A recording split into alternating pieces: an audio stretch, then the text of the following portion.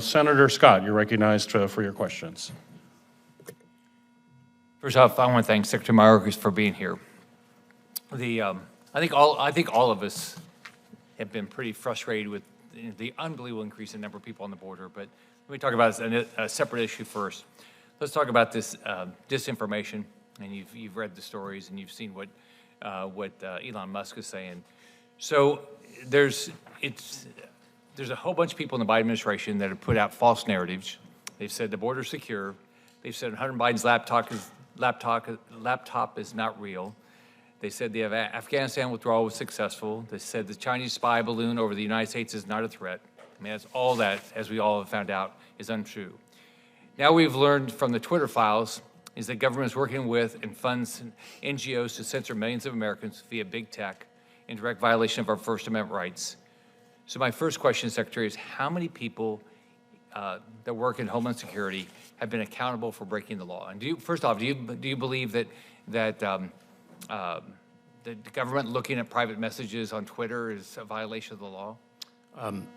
Senator, we don't censor speech, so I want to nip that misimpression in the bud. We don't do that, and I should say that the personnel of the Department of Homeland Security, not only the more than 260,000 personnel, not only have unflinching dedication to mission, so nobody's violating the law? But also have unflinching loyalty to the law that they enforce. So let me ask you, let's start real simple then. Is the border secure? Is Hunter Biden's laptop not real? Was the Afghanistan withdrawal a success? Or was the Chinese spy balloon a problem? Do you believe any of those are, I mean, the Biden administration said all those things.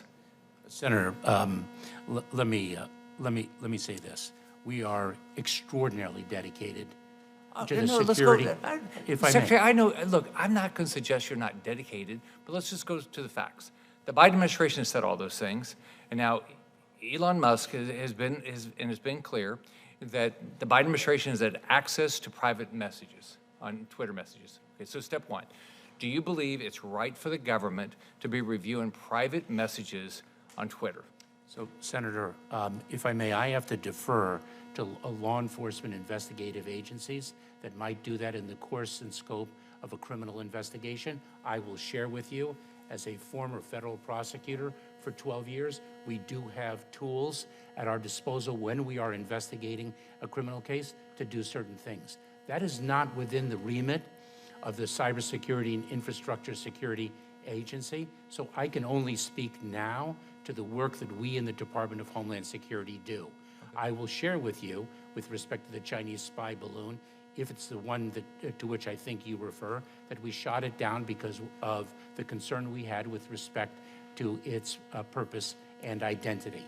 So you're comfortable that, other than a criminal investigation, that nobody at Homeland Security was reviewing private messages on Twitter?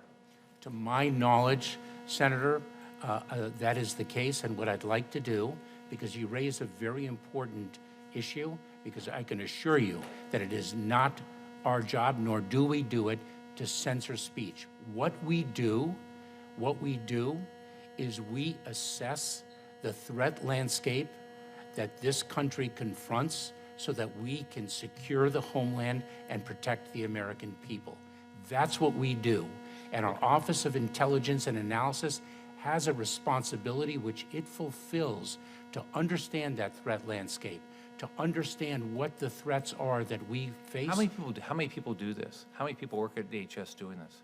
So I would have to take a look at the number of personnel within the Office of Intelligence and Analysis. I'd rather not. Okay. I'd rather not guess, but we have an extraordinary, relatively now, new leader of the Office of Intelligence and Analysis. So number one, nobody at Homeland Security has been reviewing text messages or Twitter files except in criminal investigation. As I said before, Senator, I want to be perfectly accurate so that I address the concern that you have. If they did, would you fire them? Oh, Senator, please allow me to explain. I don't know the specific contours of the law in this discrete area. I can assure you that we comply with the law, and any But do you think failure it's to, right? if I may, and any failure to comply with the law would be addressed appropriately. Do you think it's right on a non-criminal investigation for somebody to be looking at private Twitter files? Do you think that's right? Senator, if you're asking for my opinion, which is not informed by the law, which is, I get it. and please understand that as a I former mean, I federal get that. prosecutor, precision and accuracy are quite important to me. I would be concerned with that activity. I would share your concern. Has anybody that you know of ever been fired at Homeland Security for violating anybody's First Amendment rights? I don't know the answer to your question, Senator. You think anybody has? All I can tell you is this, that I have tremendous admiration for the workforce of the Department of Homeland Security. I have tremendous admiration for their integrity. I have tremendous admiration for their dedication to mission. And if in fact, someone acted inappropriately, I can assure you that does not reflect the character of the entire workforce. One thing, one thing that surprised me up here is the fact that it's very difficult for anybody to ever hold anybody accountable for violating the law. I mean, on so many areas, I'm just fascinated that we don't do that. So, at anybody at Homeland Security, or is Homeland Security funding artificial intelligence technology that assists in any way of censoring Americans online? Senator, not to my knowledge, we don't do that. But let me. When you speak of holding people accountable, Homeland Security Investigations, the main criminal investigative agency within the Department of Homeland Security, does an extraordinary job in holding people accountable for criminal activity, whether it's in drug trafficking, online child sexual exploitation, human trafficking, the theft of intellectual property. So many different areas. We hold perpetrators accountable and also rescue victims and enable them to become survivors and move on with their life. I'm incredibly proud to support those personnel. I think you should. My only question is have you ever held anybody accountable at the agency? I think the agency does a lot of great things. I guess my question is, does anybody ever get held accountable if they do something wrong? They do indeed. They do indeed, and we have a number of means of holding people accountable. But people who are held accountable for wrongdoing do not represent the workforce of the Department of Homeland Security, and I cannot overstate that too much.